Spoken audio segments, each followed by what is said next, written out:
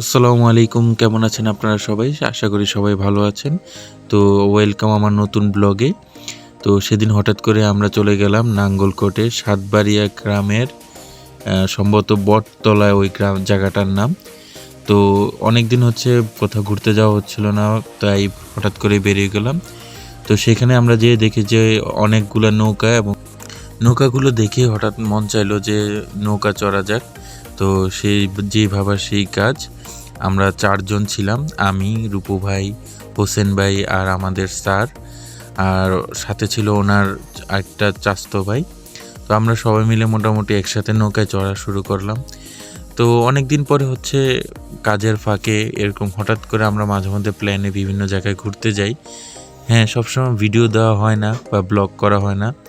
আমি আসলে মূলত এরকম ভিডিও বা ব্লগ করতে আসলে খুব একটা স্বাচ্ছন্দ্য বোধ করি না, কিন্তু মাঝে মধ্যে চেষ্টা করি একটু ভিডিও করার জন্য, প্রাকৃতিক পরিবেশটা রেকর্ড করে দেখার জন্য।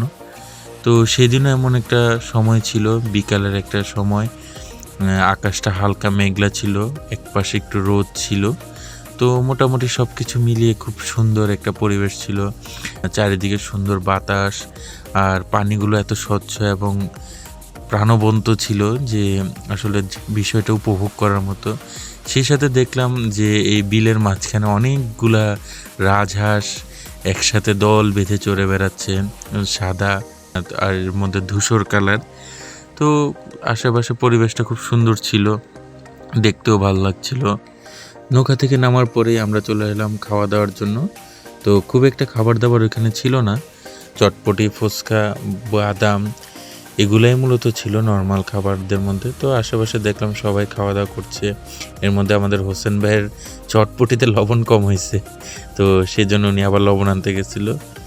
তো মোট কথায় সারাদিন আসলে অনেক পরিশ্রম, গত 2-3 দিন অনেক কষ্ট ছিল আমাদের প্রোগ্রামগুলো অনেক হার্ড ছিল। তো ওইগুলো রিকভার করার জন্য, নিজের মনকে ফ্রেশ করার জন্য, মাইন্ড সেট আপ ঠিক রাখার জন্য আমরা মাঝে মধ্যে এভাবে বেরিয়ে পড়ি।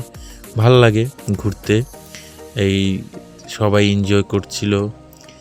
আর সবচেয়ে আফসোসের বিষয় ছিল যে এই বিলে নাকি অনেক পদ্ম ফুল ফুটে, কিন্তু আমরা যখন যাই তখন আর ওই পদ্ম ফুল দেখতে পারি নাই।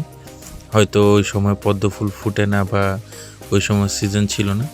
তারপরও মন খারাপ হয়নি। সারাদিন কষ্ট করার পরে বিকালবেলায় ছোট্ট সময়টা অনেক বেশি এনজয় করেছি, সবার কাছে অনেক ভালো লেগেছে।